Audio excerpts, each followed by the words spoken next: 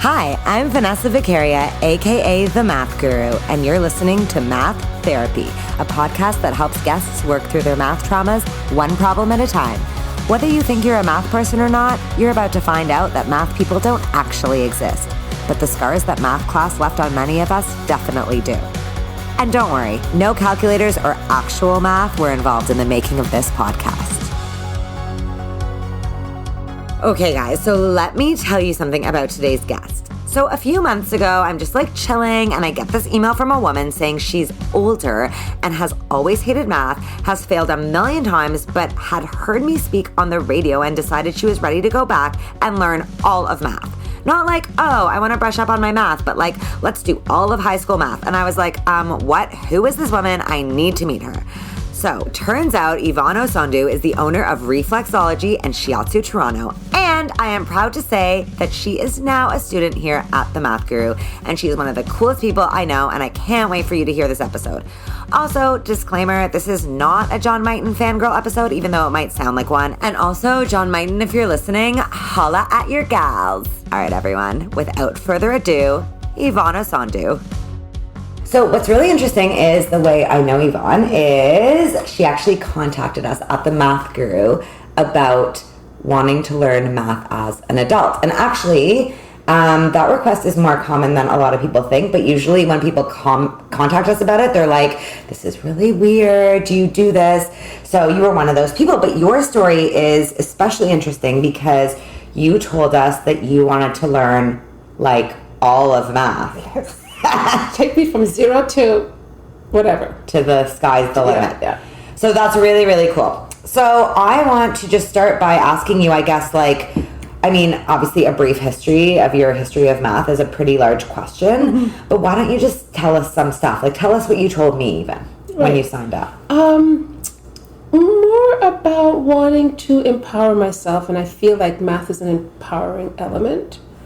And it's been fear-based for so long that even thinking about doing math invoke a degree of withdrawal and repulsion and fear. Repulsion! Right? All those things. No.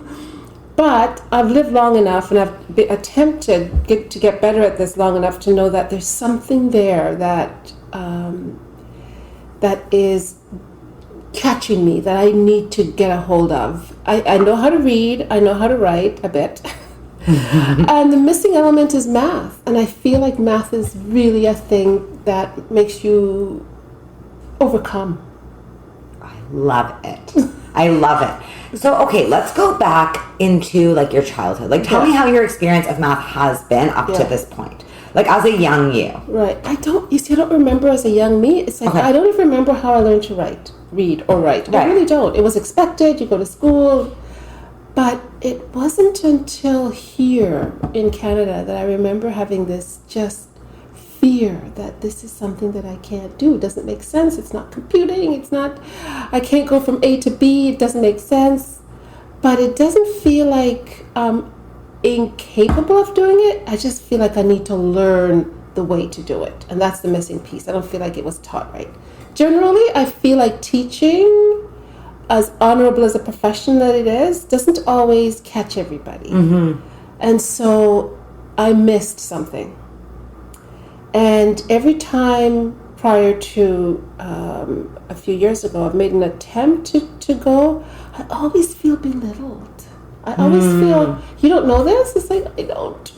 And so it's just shame, all those emotion come up when I've tried.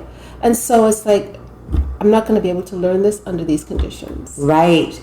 Well, I love this whole approach because, as you know, this podcast is math therapy. Mm-hmm. And the reason I started it is because so many people have math trauma or have these feelings of shame and failure and incapability associated with math. Exactly. But what usually happens is that shuts them off, and what usually the result is I'm incapable of math and that's the end of the story and I'm never going to be able to do it. And then not only does that get carried with somebody, but they carry it into other aspects of their life. But with you, what's so unique is what you just said, which is you just said, I'm not going to be able to learn math under these conditions. I'm not going to be able to learn math. So I want to know it is so interesting that you're so passionate about learning it, and you've never at any point felt that this is like your identity or you can't do something. Mm-hmm. So why do you think that is? You know what? I got to be honest with you. It's other people. Okay, yeah, tell me. So when I heard you on the radio, I was like, oh. My ears peaked up. And when you said you failed a couple of times, it's like, okay, I need to know who this person is. Oh my God. So that was you. Before you, there was a guy named John Mighton. John Mighton, yeah. Jump Math. Jump Math. Tell me about that. And I think it was him that made me. By the way, I've been trying to have coffee with him forever. Maybe email me back, John Mighton. Thanks. Oh, you guys should be, for sure. Right? Yes. Okay, anyways, go ahead. So I think it was his book that turned the page for me. When I read his book, I was working at Parent Book, which is an amazing bookstore in Toronto, and there was a book on the shelf called The Myth of Ability, and I flipped through it, and I couldn't stop. And as I read through this book, and then he gave the formula for teaching math. Which is something that he had to create in order to teach children. So half of the book was talking about how we got there, and the other half was the curriculum, which I thought was amazing for somebody to say, here is what it is, so that anybody can do it. It's accessible. Right. So that was a shining day for me. And I went to see him speak, and I brought my son with me. And that was also something that made me like, okay, this is really something I have to take on. That experience of taking my son to see him was like, yeah, this is a lifelong thing for me. I got to do this. I really have to do this. And I bought his book. Later on, he put out workbooks, and I bought all of them. And I became a member of oh my God, John Mighton's greatest fan. Yeah, very much so. Very much so. Yeah, so that was really, it was him that turned the page. And then when I heard you, it was for sure that this is something that's possible. Now I know people in the world that's doing this, that is making it possible for people like me to, a little bit at a time, get there. So you get his workbooks, and you start working through them? Oh yeah, I worked through his workbook. I still have them. I don't know if they're in my house now, but I still have them. Okay. And how far did you get? I just did it as one would do a puzzle. Right. Just go through them. Take a few minutes, go through them. One of the things I remember is how he taught the 9 times table, and it's like, I remember the 9 times table as a kid being challenging. Wow, that's my favorite one. What did he do? So 9 times 1. So the sum. Yes. Okay, say yeah. I always have trouble explaining it too. So the sum of the 2 numbers that you multiply by will always add up to 9. So 9 times 1 is 9. 9 times 2 is 18. 8 plus 1 is 9. Isn't that so cool? 9 times 3 is 27. 7 plus 2 is 9. I was like, and so that was so exciting to me because it's like patterns. It allows you to see patterns in numbers, which for me just widen your lens of seeing and being in the world. Because if you can see this pattern here, you can see patterns elsewhere. And so you start to think, your mind starts to be trained by doing this, which for me is so exciting. Because it's something that you can do. Like if somebody teach you that's something that you'll have forever. You can't undo that, right? Like it's not like memorizing. By the way, on a side note, and maybe we might take a video of this later, do you know the 9 times table hand trick? No. Oh my God. Okay, so that's what we're going to take a video of. Yeah. I'm going to teach you the coolest thing about that. You're going to freak out. You're literally going to freak out. Yeah. Okay, so the patterning thing is really interesting because I always find one of the biggest questions, obviously everyone asks in math, is when are we ever going to use this? Blah, blah, blah. And I always say that that's never a question we should be asking because you're not going to be necessarily walking down the street, multiplying everything by 9. Maybe you are, whatever. But that idea of training your brain to see patterns or to problem solve in ways that you wouldn't problem solve if you didn't know mathematical concepts, that's what it's teaching you, right? It's like going to the gym. Like when you work out and you lift weights, are you walking up and down the street doing bicep curls? No, but now you have a stronger arm to do everything else with. Exactly. So that's really cool. I really like talking about math that way. So now your goal is you don't want to just be kind of doing math here and there. You actually want to finish the whole high school curriculum. Yeah. And what made you want to do that? Again, it's for me, it's a life skill. And there's certain life skills that I have, and there's certain life skills that I don't have, and there's some that I want to get, and there's some it's like, I don't know if I want to do that. I don't need to be doing that. Like, I'd love to sew as a life skill, but it's like, I don't really have to do that. I got kicked out of a beginner sewing class once. Like, I couldn't even thread the sewing machine. I know, right? It's hard. Well, and I also, like, it was so embarrassing. I feel like this is how people feel about math. Like, they were like, I don't think this class is for you. And I was like, but it's the beginner class.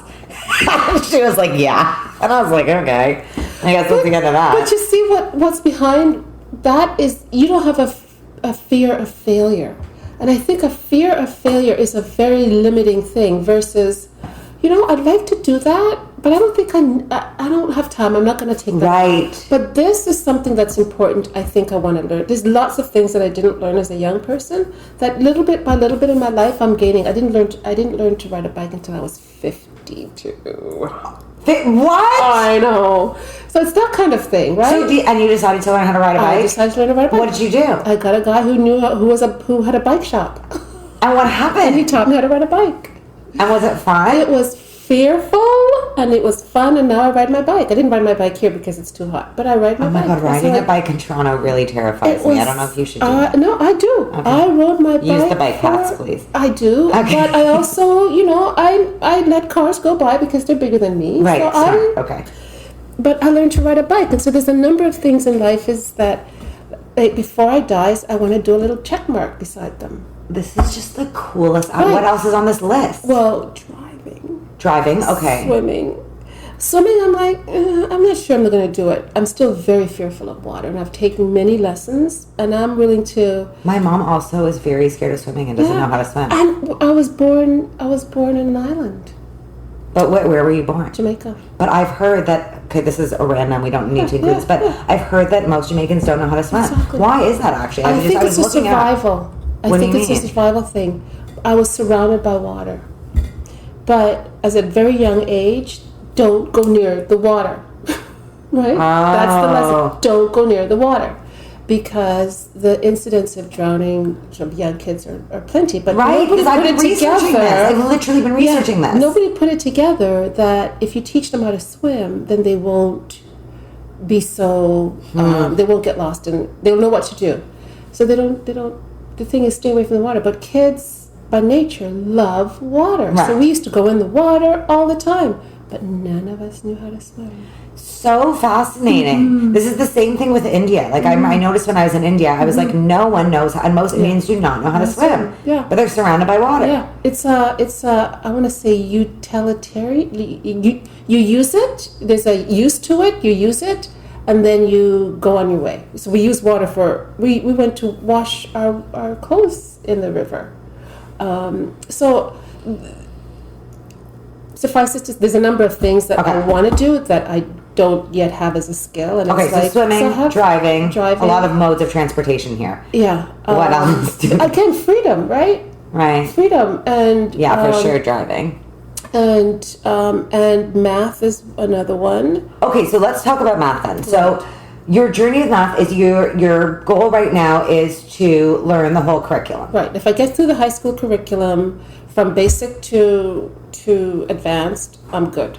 Once I finish that, then I can decide where I want to go with it. But it just feels like something that I need to do. Mm-hmm. And so you mentioned that you find math empowering. I find it very empowering. And if you want to know what I'm going to do it at the end, what I would love to do is to teach other kids math. Oh my God, I love just as a volunteer, just come one day a week, like that, just feel like that's... And that to me, why? Because I really think it's an empowering force. Like, inaccessibility to math locks you out of so much of life. And I think it is just wrong. I think that you get a kid in grade 3, they don't know the basics, like grade 1 and 2, you don't stop until they do, without making them feel bad, without making them feel dumb. It's just like, this is a skill that you're going to need for the rest of your life. Let's just figure out how to do it. And see how you've got it all set up like this? It's like, this is how math should be taught. Aww. It shouldn't be mean and like, you shouldn't feel like the person standing over you either judging you or going to strap you, which is the image that I have in my head with math. Interesting. Knuckle on the ruler on the happen? knuckle. I don't know, but that's the image I have in my mind. That's so interesting. But it is a very stereotypical image. Yeah. So, yeah. I had a math teacher who was amazing. She's my favorite math teacher and we're best friends. Yeah. And she used to hit my desk with a meter stick, but in a joking, fun way. Right. I think to almost mock that image. Right. But she was doing it in an encouraging way. Like, you can do it. Smack, smack, smack. Yeah. That's different. Yeah, totally different intent. So now, math is empowering. It's so interesting because I find often when we talk about math as empowering and this idea of locking out, we talk about it to kids like, oh, well, you're not going to be able to get such and such a job. And like, the world is going to be so mean and scary and technological and you won't be able to survive in it. Right, and they don't care. And A, they don't care. To the teacher, they don't care. But B, what's actually what I think you're talking about and what I like to talk about is it locks you out in terms of really realizing your potential to do anything, right? Like, it's like if you feel in grade 2 that you're incapable of doing math, this big thing called math, what else can't you do? And that's what you had mentioned.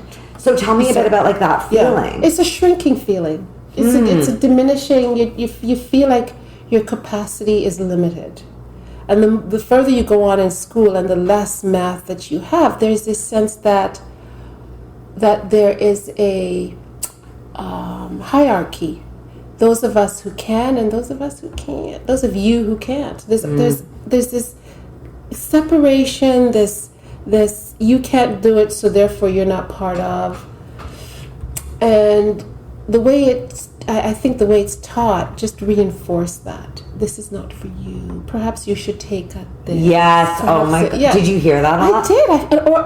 Or I felt it. Right. Either way, it just felt like, oh God, I gotta drop out. I can't. This is not. And I've taken it many times, and every year I think it's going to be different, and it's the same, and so I drop it. It's like, let's not. And what do you mean you've taken it many times? Like in your adult life? Oh my God! I've taken math so many times. When I look at my transcripts, oh God, I've dropped it so many times. It's embarrassing. But I've learned to just live with it. It's like, you know what? This is my like your journey. My journey, and I just have to keep going. But I never felt like I was going to continue until it was your interview. Really, it was your interview. Yeah, it was. Oh my God. I heard your interview at CBC twice. I knew it was more, but twice, and I thought, just keep going, kiddo. Just keep going. Yeah, seriously. Our listeners are going to think I'm paying you to promote me. Right no, seriously. I think there was also another show that I watched that I felt like I really need to. There was a Max Haven, is that what it's called? Maximilian or something like that. It was a kids show on TVO. Okay. So this was by this time I had my children and they were little kids, so they're watching TVO a lot. And there was a show on TVO called either Max Haven or Maximilian or something. And I watched that and watched how he was teaching math to his young protege and thought, this is amazing. This in my mind is what math is: being able to see relations, being able to see patterns. And how that trains your mind to see and be in the world. Mm-hmm. It's like, I don't think I should miss out on that forever. And I don't want any other young people to miss out of that, especially young kids of color, because there's so much intimidation, and girls. There's so much intimidation built into the system that they start to shrink and shrink and shrink. And before you know it, they start not taking these courses and these courses and these courses. And then there's like, where do they go from here? Mm. And then they drop out. It's like, no. So in terms of contribution of giving back to society, that's something that I think that I'd like to be able to do. I love that. Yeah. So, I mean, I guess one thing I kind of want to know is, it's probably hard for you to even think about, or maybe you don't think it's unusual, but what do you think it is about you that has enabled you to, like, have this attitude where you're like, I'm just going to keep doing it. Like, I'm not going to let myself believe that I can't do it. I'm going to find a way to do it. Like, what is that? Again, it's exposing yourself to other people. Okay. I think other people really influence us even when they don't even know that they're influencing. Mm-hmm. And hearing people talk about failing something and doing it again is so... It's like that I get the sense that if they can do it, I can do it, right? So it's hearing other people's story and also getting to the point of saying, here's my life. What can I do to change it? So I was listening to this. I'm like really obsessed with Oprah's podcast these days. Oh my God, her Super Soul podcast. I just found out about it. Anyways, she's talking to Elizabeth Gilbert, who wrote Eat, Pray, Love. And I think I've told like everyone about this episode this week. But she was talking about, Elizabeth Gilbert was saying that, you know, the number one advice we get is to follow our passion, blah, blah, blah. But it's actually really alienating because many people do not have a passion. You know, like they're not like, I always wanted to be married and have kids, or like, I've always wanted to be a writer. And she was saying she has been giving people this advice for so long, and she's realized that it's so disempowering. And the real advice should be to follow your curiosity. So to like whatever, like exactly like you're saying, right? Like whatever piques your interest, like you follow that and you do it. And maybe that leads you to, like you said, maybe you will end up, maybe that becomes your passion. Maybe you start teaching kids, or maybe it doesn't. Maybe you learn it and you feel empowered and you move on to your next thing. And there's nothing wrong with that, but we are so obsessed with like some crazy end goal and leaving this legacy and blah, blah, blah, that it often stops you, right? But and then it got me thinking, actually I'm literally just thinking this right now, what if kids were taught that as it pertains to math? Right? Yeah, like follow your curiosity. Like math is this very interesting, curious thing. Like you don't need to have this end goal. You don't need to become a mathematician. But what if we did invoke curiosity in kids? I think that just hearing you say that just makes my head itch from saying, partly because I heard the famous architect Frank Gehry talk about how he got to where he was in life, and he said his grandfather instilled in him curiosity. And I just went, eureka. I feel like that's a missing piece from my being raised as a child, because you were not encouraged to be curious because they worried that curiosity could, what did they say? Curiosity kills the cat. That's what I was raised with. And so here is Frank Gehry at my ripe age telling me that curiosity is the key. And I'm like, I believe him. And I have a wonderful, wonderful therapist. And she's always talking about, you should remain curious to the feelings that you're having. I said, no, I want the answer. No, remain curious. And that, I think, is a key. Yeah. I think that's a life lesson that we should encourage in children. Absolutely. Curiosity. Because if you don't, the opposite of that for me is the math written on the board, this is how you do it. Just that way, and that's the only way you can get to that answer? Really? Just that's it? And so if you don't do it right, and you always feel like, I don't know how to do it. I don't know how to do it. And so I don't know how to do it. Well, and not only do you feel that, but it's like that seems really boring given the fact that the scope of math is actually part of what's so cool is you can get to the answer in so many different ways. This is it. This is what I've come to realize. It's like, why did anybody... So the idea of curiosity is a really good one. And I think the other thing that in reading John Mighton's book was like, you know what? What if I was being taught by teachers who themselves, A, didn't like math, and B, didn't know math, right? They just knew this is what you teach. Boom, boom, boom, boom. But they didn't actually know math. Well, you probably were. So when I was reading his book, I thought, this guy does know math. But he also has he was a playwright, you know? And a playwright. Yeah. I read his plays. Have you spoken to John Mighton? No, I have a crush on him, I think. Oh my God, I had a crush on him too. No, me first. Okay, no. Well, I mean, maybe it was you first. The point is, I think he's married though, for sure. Oh, yeah. I have messaged him a few times to ask him to go out for coffee with me, and he's never responded, which leads me to think he's likely... You're groovy! We're groupies for John Mighton. Okay. Well, anyways, you can fight over that after. We'll send him the episode. Yeah. He's going to be like, oh my God, restraining order against these two creeps. But you want to hear something? John Mighton, if you're listening, I took my son to see him, and my son was of the age where I could still bully him gently as a mother and make him do things, even though he didn't want to. I took him to hear John Mighton speak. He said, I don't want to go. I said, well, you're going. No, I'm taking you. You're going. And he went, and he was really this surly, I think he was about 10, surly 10-year-old. And he sat in the front, so embarrassing, he plopped himself in the chair. And because we're in public, I couldn't smack him on the head. I don't smack my kids. Anyhow, so we go, and I was so embarrassed because he was the only child. This was not a child-friendly event. Okay. This is a parent-teacher kind of thing. So he plops himself down, but smart John Mighton asked him questions, right? Really? And my son could answer them. So by the end of it, my son is sitting up straight. And I was like so impressed with that. Yeah, so. So you want to marry John Mighton and have him raise your son? No. My son's pretty raised. Well, you said your son has a science degree. Math degree. Hello. Math degree from, oh God, my brain. From George Mason University. So does John Mighton have anything to do with this? I don't know. I'm not going to say no. I think it's more his dad. His dad is really a math guy.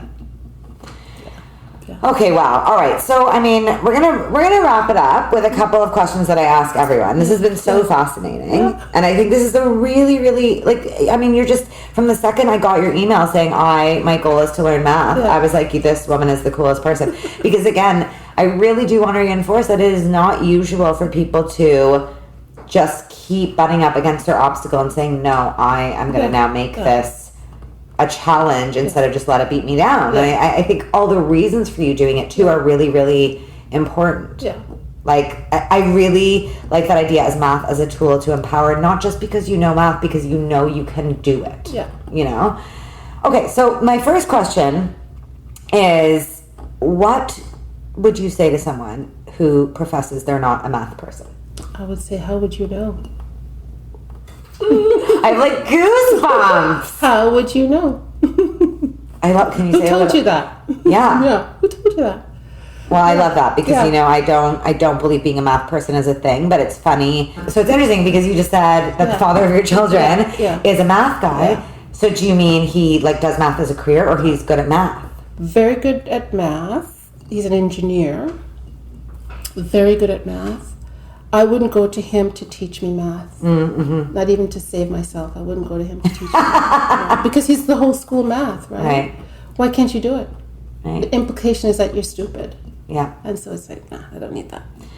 Okay, so the next question is, what would you change about the way math is taught? I think it should be, let's drop the friggin' books. Let's talk about what math is. I think math should be taught from very early as in story form. Kids learn through stories. Then it should be taught through play. And then it should be everybody sitting in front of me, teacher, you've got 30 kids or 32, God help you, kids. Not one of you are leaving here without learning math. How are we going to do it? We're going to figure it out. So those of you who can, wonderful. Let's keep you moving at your level and speed. And those of you who are maybe a bit shy, let's figure it out. Let's figure it out what your learning style is to figure out how to teach you. There is no can't. There is no you are incapable of. We're just going to try. And if at the end you don't like it, that's okay too. Yeah. But if you have, let's figure out a way how to help you learn. Let's make it fun. Let's make it interesting. Let's figure it out how it's best to teach you and go from there. I love it. And if you know you're going to be an engineer already and math is your journey, perfect. Let's keep you on your path. But we don't want to take anything away from you, but we definitely want you to leave this class aware of math in the way that you can. I love it. And I really believe that too. I'm like, if you literally don't like math, that's totally cool. That's fine. But don't not like it because you think you can't do it. Can't do it, or you feel intimidated. Right. Or you feel stupid, or any of those feelings. Let's just get that in the garbage can, leave it at the door, save it for geography. Okay, so now, I always do this at the end of each episode, is I'm going to give you a prescription as your math therapist. Okay. And it's just so glaringly obvious what I'm going to get you to do. Can't wait. And I think we're all going to be very excited about this.